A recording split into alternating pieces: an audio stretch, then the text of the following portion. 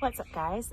Today I'm going to go through some exercises that I have practiced and still practice to learn balance so that I can kick with one leg. So I get a lot of questions about this and about balance in general. Obviously, it's a very big topic, but today we're going to be focusing specifically on how to balance on your prosthesis so that you can trust that enough to be able to lift your real leg and to actually kick and trust that if that's what you want to do.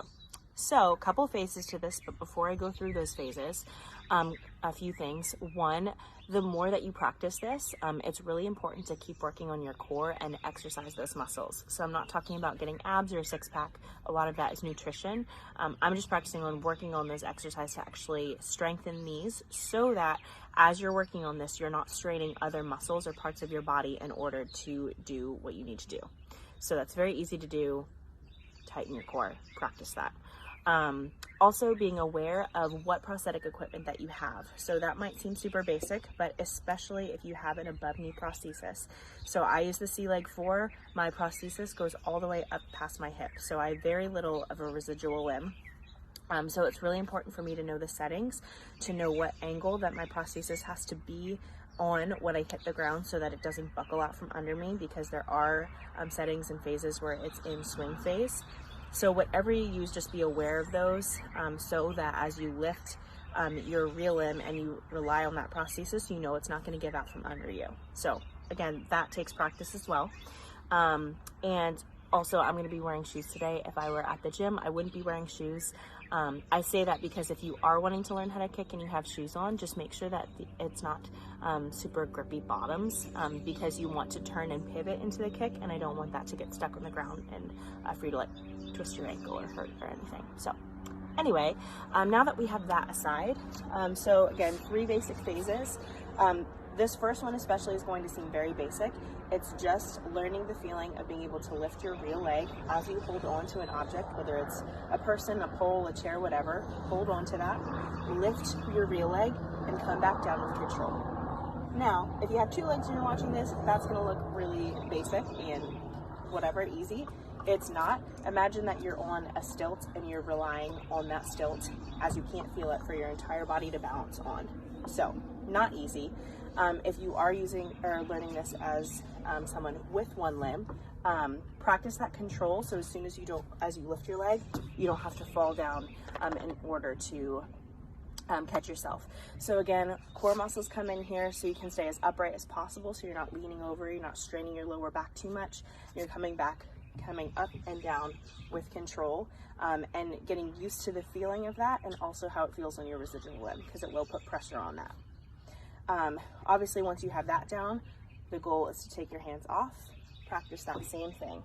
Still really difficult for me to do. So again, lifting, coming back down with control.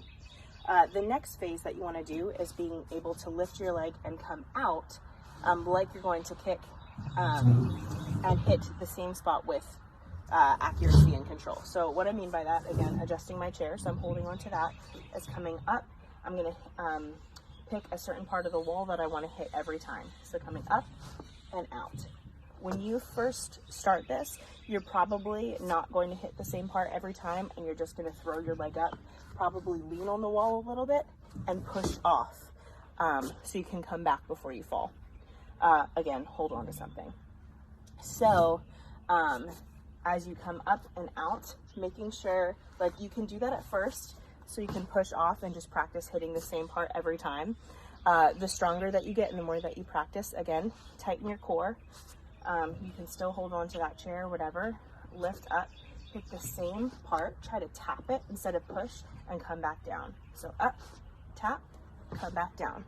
And again, the goal with that is eventually to take your hands off, lift, tap, come back down.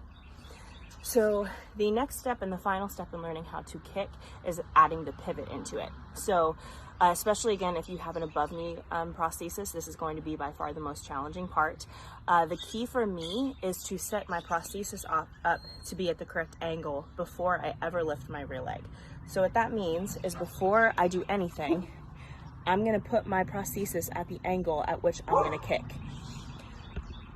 So again, I'm going to put my prosthesis up so that when I lift my leg, there's no resistance there to actually turn in that direction. I'm also going to use my arm to swipe across my body and help create that power. So it helps me turn, because I can't create that power with having a real leg. So those are the biggest differences.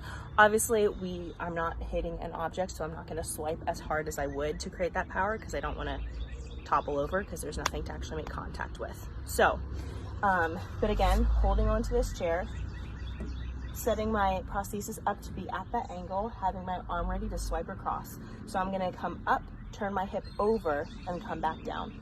So coming up, turning over, coming back down.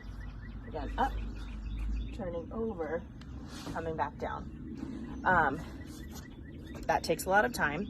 Eventually, you will want to take away the chair or whatever you want to hold on to. So feel free to hold on to that still or have it nearby, so if you start to lose balance, you can grab onto it quick if you need before you come back down. But eventually, after lots of practice, you want to get rid of that. So I, in my very cool backyard, fancy, I'm going to use the windowsill and practice actually landing my foot on the windowsill and holding that position to practice the balance. So same thing, setting my prosthesis up to be at that angle, having my arm ready to swipe across. So I'm going to come up, pivot over, pivot over, hold it, come back down. Still learning, guys. So coming up, again, same thing, pivot over, tightening that core, holding that, coming back down. Up, over, coming back down. So none of that is fancy. It doesn't look super smooth even now when I'm doing it after several years of practice, but it's extremely important to keep working on. As you translate that into actually hitting an object and making contact with something, the biggest change will be learning the distance, because you're not hitting whatever you're making contact with, a bag or a pad. You're hitting it with your shin. You're not hitting it with your foot or any other part of your leg. So practicing that distance is a very big part of it as you take it somewhere else. But in the meantime, practice that for balance. If you have any questions, let me know, and I hope you learned something.